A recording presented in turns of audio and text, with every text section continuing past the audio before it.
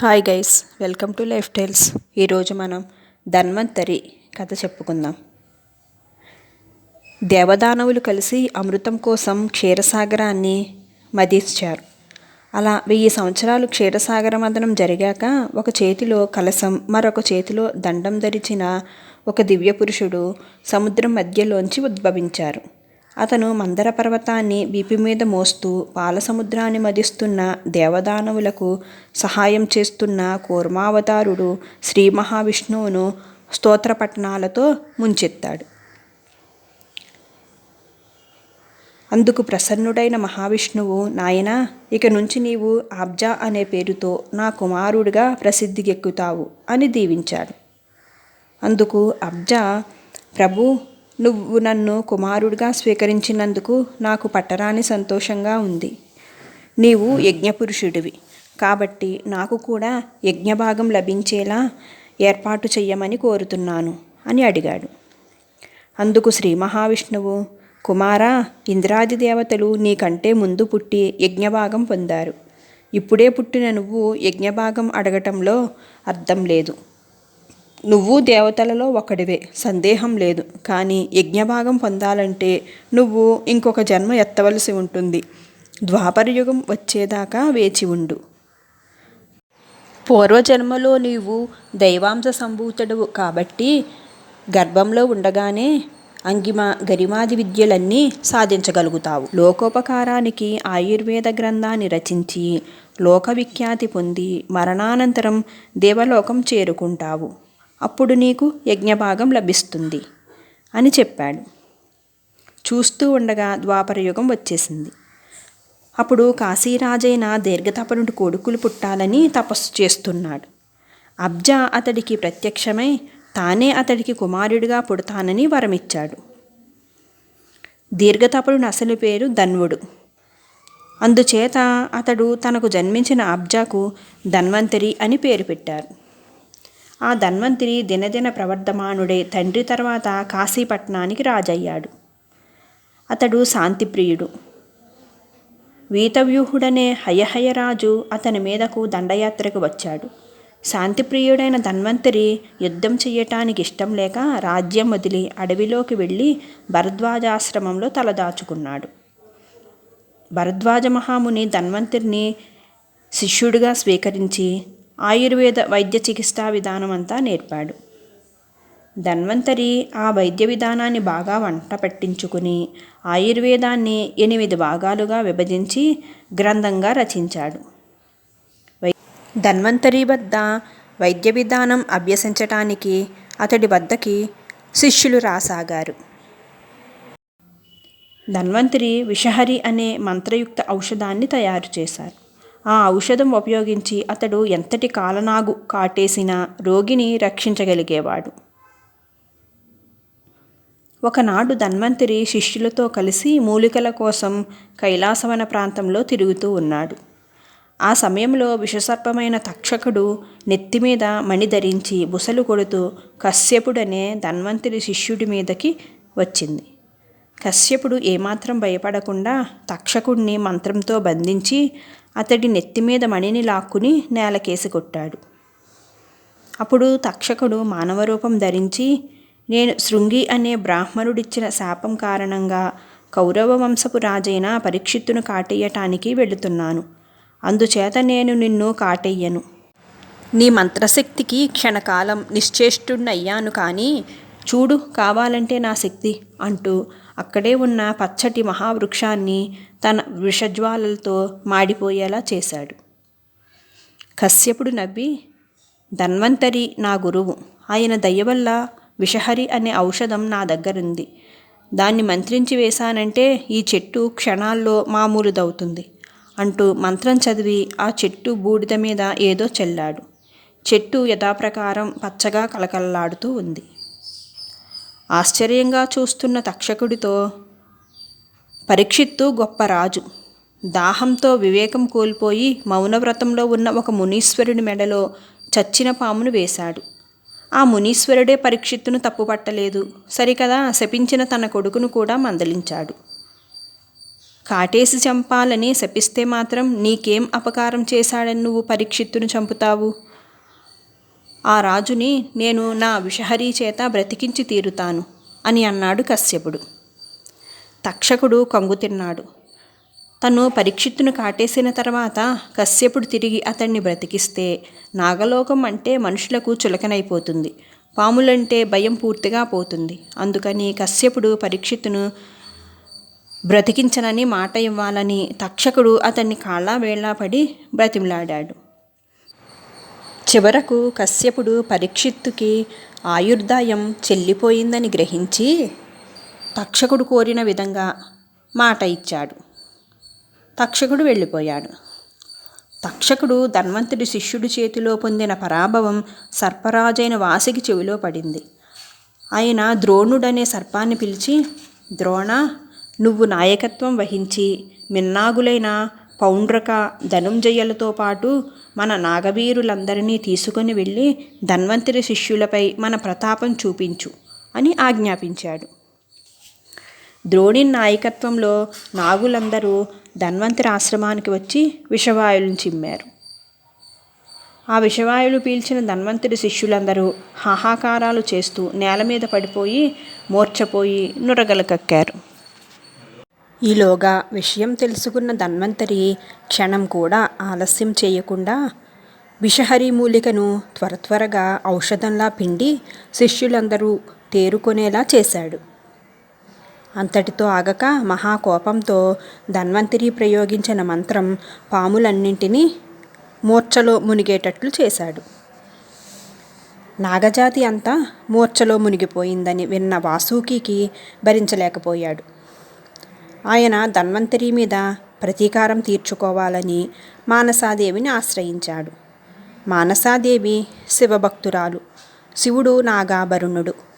అందుచేత శ్రీసర్పమైన మానసాదేవి తప్పకుండా విజయం పొందుతుందని వాసుకి భావించాడు. మానసాదేవి గర్వంగా బయలుదేరి ధన్వంతరి శిష్యుల మీద విషజ్వాలలు కక్కి వాళ్లను మూర్ఛపోగొట్టింది. ధన్వంతరి ఆమె విషజ్వాలను విజయవంతంగా తిప్పుకొట్టి తన శిష్యులను కాపాడి విజయాట్టహాసం చేశాడు.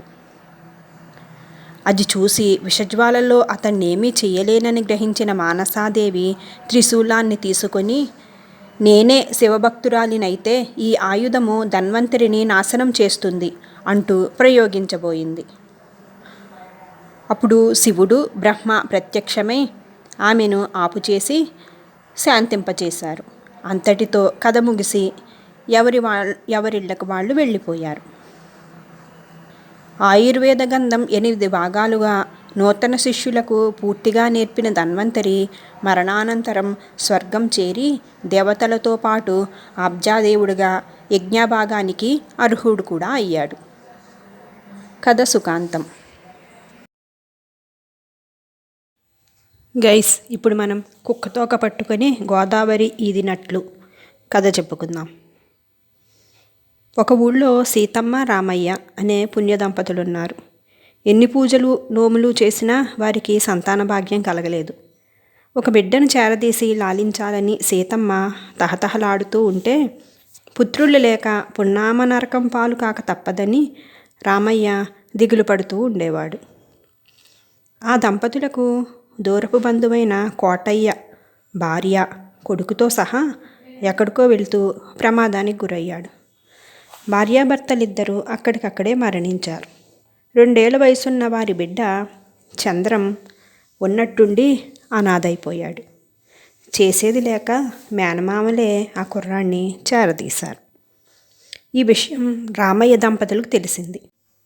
వాళ్ళు చంద్రాన్ని పెంచుకుంటే తమకు బిడ్డలిలోని లేటు తీరుతుందని, పున్నామ నరకం బాధ తప్పుతుందని అనుకున్నారు. చంద్రం మేనమామల వద్దకు వెళ్ళి అడిగితే వాళ్ళు ఎంతో సంతోషంగా కుర్రాన్ని రామయ్యకి, సీతమ్మకు అప్పగించారు. చంద్రాన్ని చూసి సీతమ్మ మురిసిపోయేది.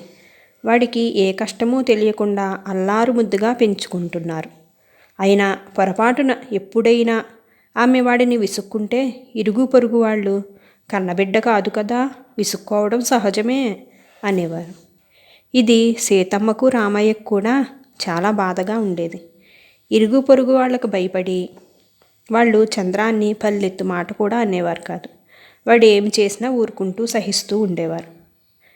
ఆ విధంగా చంద్రానికి చిన్నప్పటి నుంచి ఆడింది ఆటగా పాడింది పాటగా సాగింది. దాంతో వాడు పెంకితనం అలవాటు చేసుకున్నాడు. ఎదుగుతున్న కొద్దీ చెడు సాహసాలు పట్టాడు. 16 ఏళ్లకే పూర్తిగా చెడిపోయిన కొడుకుని చూసి రామయ్య దంపతులు ఇద్దరు పడుతూ ఉంటే ఇరుగు పొరుగు వాళ్ళు జాలిపడడానికి బదులు, మీకు పిల్లల్ని పెంచడం చేత కాదు, అందుకే దేవుడు మీకు పిల్లల్ని ఇవ్వలేదు, అది తెలుసుకోకుండా మీరు చంద్రాన్ని పెంపకానికి తెచ్చుకున్నారు. మేనమామల దగ్గరే పెరుగుంటే చంద్రం బుద్ధిమంతుడై ఉండేవాడు, మీ వద్దకు వచ్చి చెడిపోయాడు అని తిరిగి వాళ్ళనే తప్పుపట్టారు.